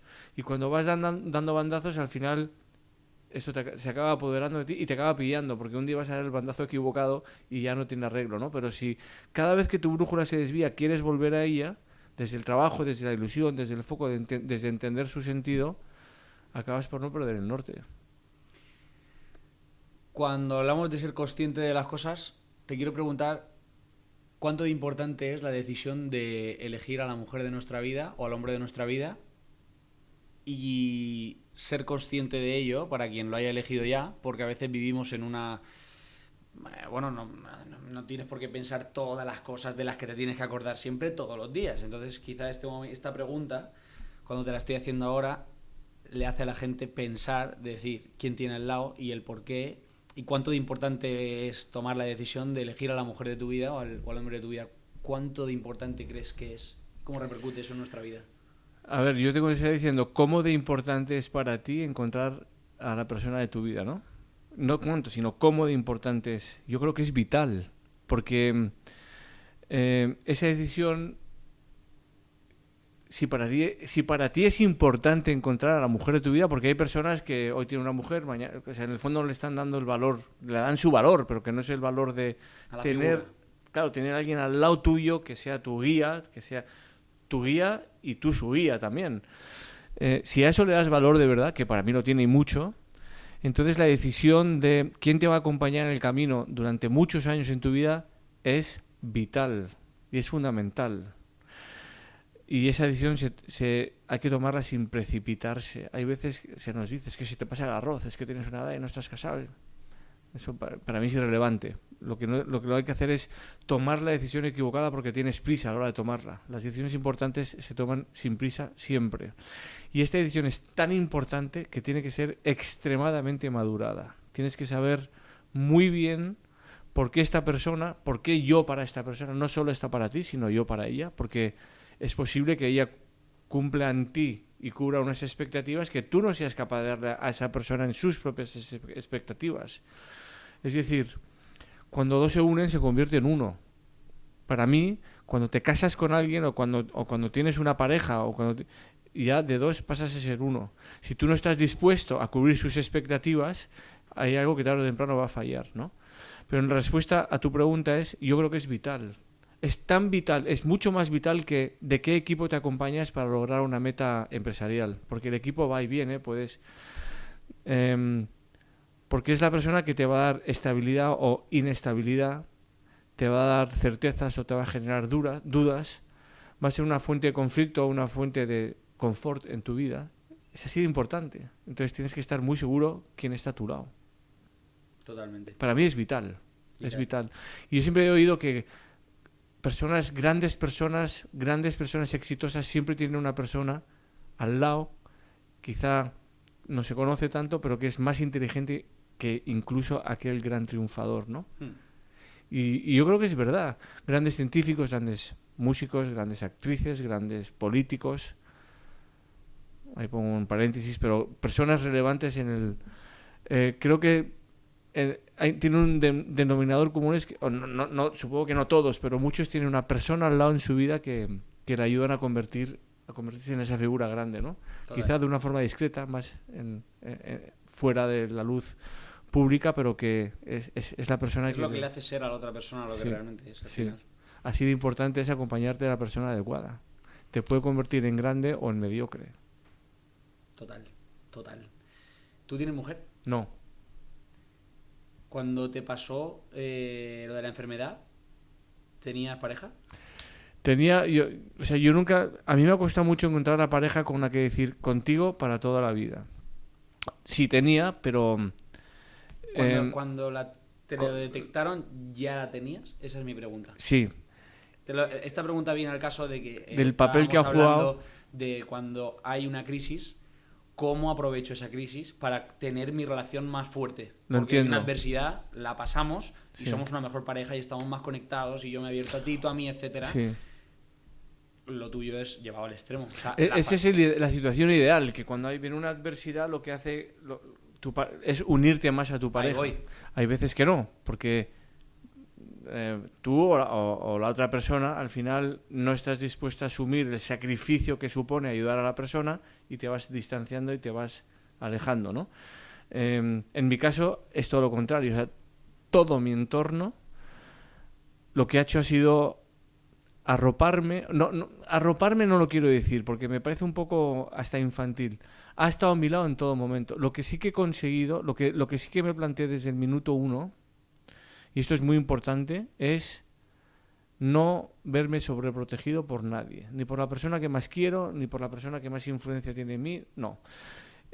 Yo creo que por amor a veces sobreprotegemos a las otras personas. Por amor, sin mala intención. Un padre o un hijo, una madre o una hija, una madre o un hijo, un novio o una novia. Y cuando estás pasando una crisis, como cuando te detectan una espondilitis anquilosante, el riesgo de que la persona que te quiere te sobreproteja es muy alto.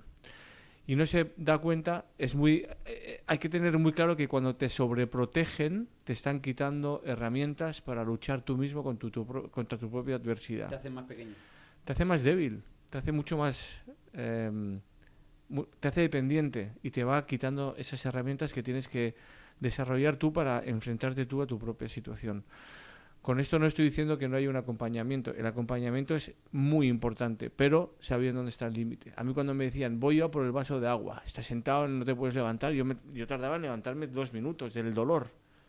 No, voy yo por el vaso de agua. Entonces la sobreprotección es un riesgo enorme en el que la gente cae por cariño, por amor, y tiene que ser muy consciente del daño que hace. Y eso a mí no me ha pasado, porque desde el momento 1 lo puse muy claro. No quiero ser sobreprotegido. Y cuando a ti te detectaron, eso es lo que te quería preguntar, que por eso te pregunto si tenías mujer o marido, te quería preguntar si cuando a ti te detectaron esta enfermedad tenías pareja y cómo fue esa reacción, esa relación. Es que fue muy natural, porque yo la llevé al mundo al nivel de natural. No hubo grandes aspavientos, ni no hubo grandes dudas, ni hubo grandes cabreos, ni grandes tristezas. Es verdad que justo... Esto no lo he contado, pero a mí me despierta el dolor de la espondilitis anquilosante en Londres, porque estaba trabajando en una multinacional en Londres, pero me lo diagnostican en Madrid porque a los 3 meses estaba trabajando en Madrid. Entonces me mandan de una ciudad a otra, la misma empresa, y entonces es como que hay un cambio de vida, que ya salgo de mi rutina normal y empiezo una nueva vida en Madrid,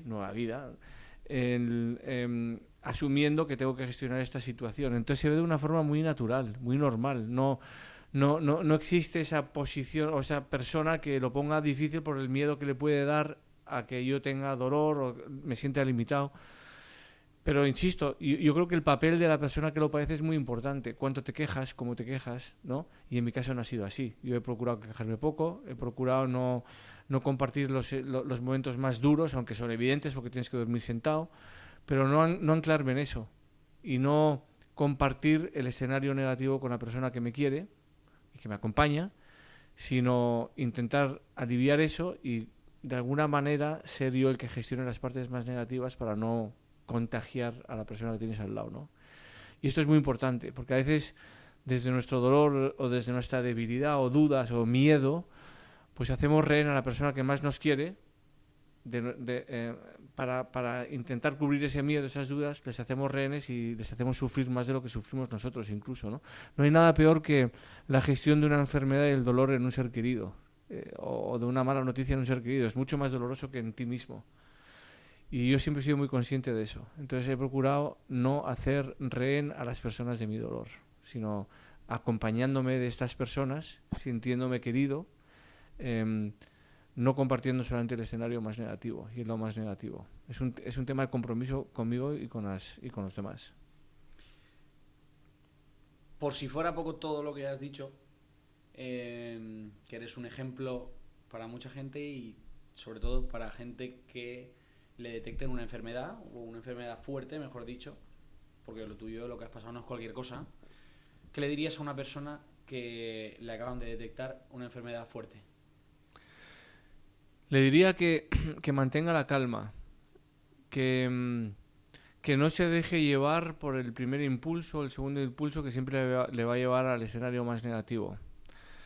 Le diría que pare, que respire, que no se deje invadir por las emociones negativas que han despertado en esa persona. Le diría que no teclee en Google lo que tiene, que se informe por la vía adecuada y que siempre consulte a las fuentes adecuadas. Y eso no es Google. Google es una fuente adecuada para muchas cosas. Yo en 29 años jamás he declarado espondilitis anquilosante en Google, porque sé que me va a llevar al peor de los escenarios, ¿no? Porque eso no tiene filtro. Y le diría que yo comprendo que esto es muy difícil de decir a alguien que acaba de ser diagnosticado, pero le recordaría esta frase: las dificultades preparan a las personas para destinos extraordinarios. Es decir, lo que estás pasando ahora tiene que tener un sentido y no lo vas a encontrar hoy ni mañana, a lo mejor tampoco dentro de un año, pero tienes que tener detrás de tu mente la idea de que tarde o temprano descubriré para qué sirve el tener que transitar este momento que odio, que no quiero, que no lo quiero en mí. Le diría también que sea humilde. El dolor, el sufrimiento se gestiona desde la humildad. En lugar de decir yo y por qué a mí, es desde la humildad entender, abrazar y aceptar lo que te está pasando y desde esa aceptación confiar en las personas que están para ayudarte.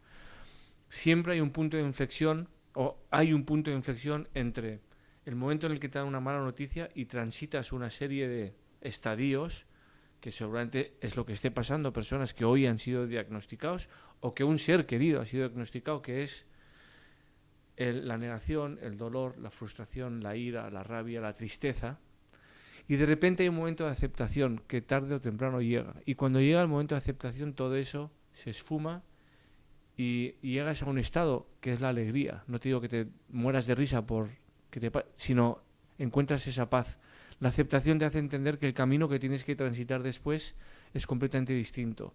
Y desde aceptar empiezas a entender cosas y a tomar las decisiones que tienes que tomar para salir de ahí. Y el último estado de eso puede sonar un poco friki, pero ahora sí lo entiendo, es el regalo oculto. Y es entender para qué te ha pasado, el sentido real.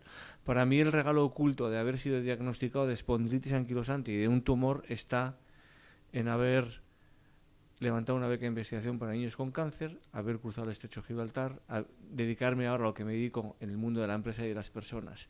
Si me dices esto hace 30 años o 29 años, no sé si te insultaría, diría, ¿qué me estás contando? No, pero hoy me doy cuenta que es así. Lo que pasa es que tiene que pasar tiempo para eso y tienes que quererte desde tu propia vulnerabilidad y debilidad y miedo y creerte y creer que vas a salir adelante acompañado de personas y encontrando el sentido que te está pasando. Es un camino que no va a pasar hoy, que necesita de mucho tiempo y necesitas pasar por ciertos momentos que te hagan entender esa aceptación. una vez aceptado, todo cambia. Qué bueno, tío. Quiero hacerte 2 preguntas antes de terminar. Estaría hablando contigo hasta mañana. Y yo. Qué bueno. Te he preguntado para la gente que le acaban de detectar una enfermedad. Pues yo tengo una tía, que bueno, no es mi tía, pero que le acaban de dar cáncer. Por eso me salió esta pregunta y dije, se lo tengo que preguntar. Es que le mando un beso, está en Fuerteventura, Barbie. Y esto lo apunté por ella. Y ahora te quiero preguntar 2 preguntas antes de terminar, que es, le hago una pregunta a todos los invitados, que es cómo te gustaría que te recuerden, porque todas las personas que vienen aquí están haciendo algo que deja huella, entonces a mí me parece justo que a todos los que venís aquí se os recuerde de una forma y, oye, qué menos que por lo menos no lo vais a decidir vosotros, al final lo decidirá todo el mundo que os conoce, pero ¿cómo os gustaría a vosotros, después de hacer lo que hacéis, cómo te gustaría a ti que te recuerden? Esa es la última, pero antes te quiero preguntar, no es una pregunta, quiero que digas, en base a todo el conocimiento que tienes, ¿cómo sería una buena forma de vivir? Es decir, esto vale para un hijo, antes de que eche a volar, o para mí ahora, o para quien sea. Oye, tómate la vida así, tus relaciones, tu pareja, tu salud, tu tiempo, tu trabajo, todo, un poco no sé, como si le pudieras dar a alguien, mira, yo te aconsejaría que intentes ir por aquí, y así vas a tener una buena vida. Uf, esta respuesta... Puede ser larga, o sea, tómate el tiempo que quieras, pero creo pero que tiene mucho valor que alguien como tú te pueda decir, mira, esto es para ti, aplica lo que puedas que te ayudará. Si tú me preguntas eso ahora mismo, yo te diría... Bueno, me lo estás preguntando, de hecho, yo te diría... aligera tu mochila. Una forma interesante de vivir es darnos cuenta que a lo largo del camino vamos cargando nuestra mochila de mucho peso, y ese peso muchas veces no nos corresponde. No es lo mismo andar liviano por la vida que andar lleno de peso. El peso te bloquea, el peso te hace vivir de una manera mucho más difícil, y muchas veces este peso no es nuestro. Es peso cultural, es peso por muchas razones lo tenemos, ¿no? Yo también. Aliviana tu peso, quiérete y créete. Pero vive la vida como lo que es una aventura. Nada es tan importante, nada. De hecho, yo creo que hay muy pocas cosas de verdad importantes en la vida. Y yo he sido rehén de muchas cosas que no son importantes y que a mí me han hecho también estancarme. Y busca el sentido de las cosas, para pensar, para buscar el sentido de las cosas. Pero sobre todo, yo creo que hay una forma muy bonita de vivir, que es dándote a los demás. Vive para los demás. Es decir, que las decisiones que tomes, que las acciones que hagas, que los proyectos que emprendas, tengan un significado que es ser útil a otros, y no solamente por ti, para ti, por tu beneficio, por vivir tú mejor, que tenga un impacto positivo en los demás, que el punto de partida sea que aquello en lo que piensas, hagas, ejecutes, actúes, sea buscando un impacto positivo primero en los que te rodean y luego ya veremos en los que están más allá. Yo cuando pregunto muchas veces, ¿tú crees que puedes cambiar el mundo?, la respuesta común es no. Yo creo que todos podemos cambiar el mundo. Yo te diría, cree en ti para cambiar el mundo. Si cambias el mundo de la persona que está a tu lado, solo una, ya estás cambiando el mundo. Si esa persona contrae esa responsabilidad de cambiar el mundo de la persona que está a su lado, ya está cambiando el mundo. Entonces yo te diría, vive la vida como lo que es, una aventura. Nunca mates a tu niño interior, que es el que te va a ayudar a aceptar ciertas aventuras. Y vive con la mirada puesta en los demás, de una forma generosa, comprometida. No te olvides de eso, porque la vida no eres solo tú, la vida es mucha gente que está hoy en tu vida y mucha gente nueva que hoy no está y estará mucho más adelante. Sé generoso y sé comprometido y aliviánate un poco, ¿no? Quítate etiquetas, prejuicios. Nacemos llenos de prejuicios, ¿no? Y una cosa muy importante, sé agradecido. Hay muchas personas que encontrarán muchas razones por las que no ser agradecidos. Yo antes te he contado, me he dado la vuelta al mundo. Me di la vuelta al mundo. En la vuelta al mundo vi muchas cosas.